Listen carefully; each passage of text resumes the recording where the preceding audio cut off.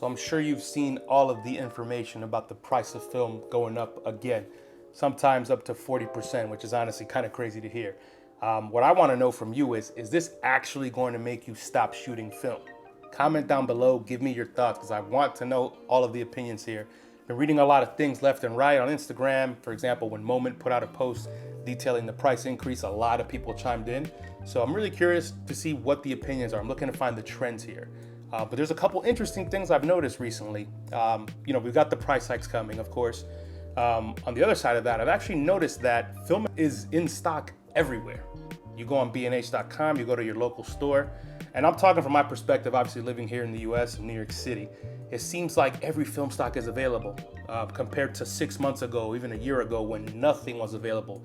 Kodak Gold would drop 200 on 35 millimeter and it would disappear like that. And now it's in stock. And it's been in stock for a while and the stock isn't disappearing. Same thing with Kodak Portra 400 and 35 millimeter. Basically all of the color 35 millimeter films that have been very, very difficult to find. I even saw rolls of Fuji Pro 400H, although for $25, $27, which is cheaper than eBay. But still, the point is every film stock seems to be in stock right now. And that's weird. And I'm curious if that means anything. Does it mean that people are buying less film now? Does it mean that a lot of the younger generation, for example, the ones that jumped on the hype train, no shade to them, but does it mean that those people saw that film became too expensive, too hard to find and say, you know what, I'm out of here? Or is it maybe seasonal? Does it mean that just in the winter time, people are traveling less, staying home more, staying local more, and therefore they don't want to buy expensive film to put in a point and shoot and take with them wherever they're going? I don't know, but I'm worried that, film now is kind of past the hump, that maybe the thirst and the demand for film has peaked. And that's not a great thing because that gives Kodak an incentive potentially to stop investing or just kind of slow down whatever increase in production and all that, they may or may not have done. So I don't know, but I'm a bit worried from that point of view. In terms of the price of film going up, that's obviously not a good thing. I find that I'm doing a couple different things to mitigate that. First off is developing and scanning at home. I've always done that for the most part for the last few years. Recently, I've kind of sent a couple of things to the lab just because I don't have as much time now that I have a kid, but still, developing and scanning on your own saves you a ton of money.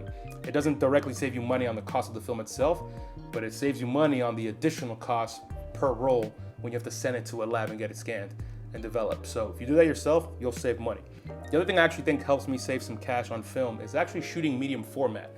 And I know per shot, you're technically paying more because you're using more film.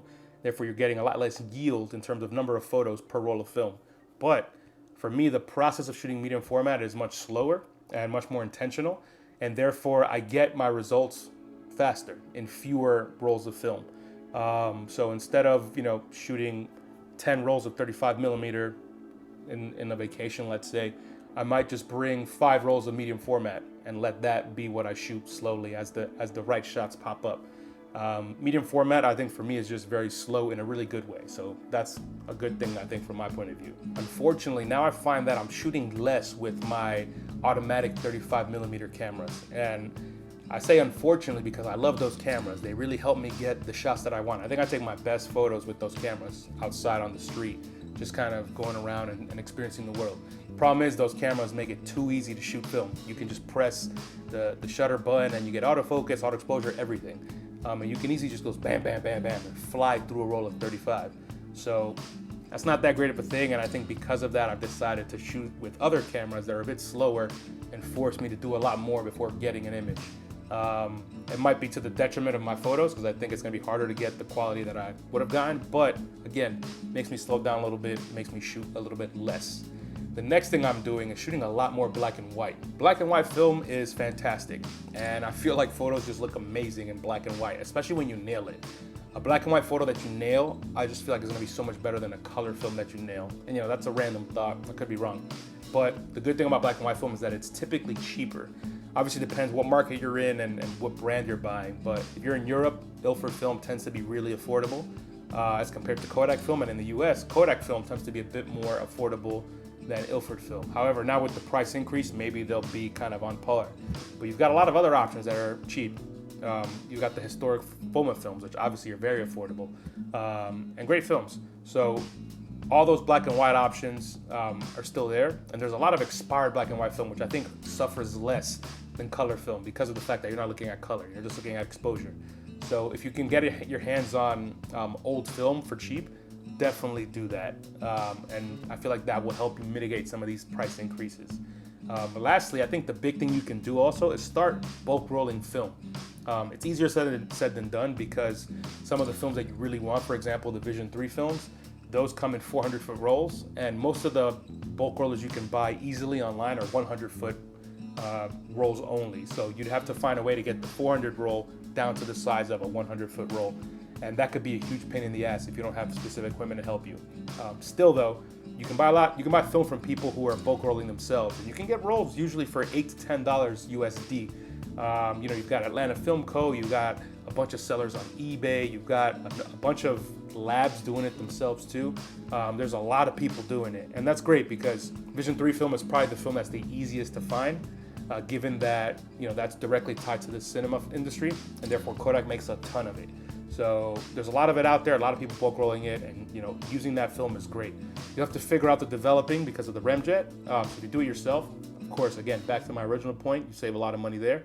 But if you're still going to spend the money on labs, there are labs that do ECN2 developing and then do scanning, such as Midwest Film Co., who does that fantastic log scanning of the cinema film. So a lot of options there, but in general, that raw film, the Vision 3 film, no matter which one you get, 500T, 250D, whatever, they're typically going to be cheaper compared to like Portra, which now a roll of Portra is like at least $16, $17 typically. If you search online or kind of typical stores, that is a lot of money for one roll of film. So I just don't know, if it's worth shooting that from my point of view. I haven't shot Portra in ages specifically because of how expensive it's gotten.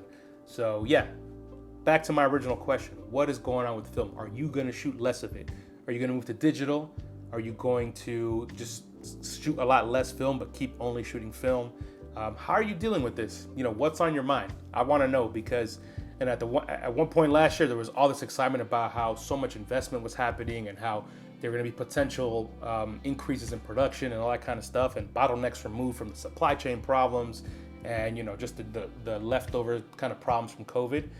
We're very far from that now. It's been a few years, and now we're seeing potentially the opposite, which is a surplus of film. We can't sell it fast enough. People aren't buying it fast enough. So I want to know why. Tell me down below. Let's talk about it. All right, y'all.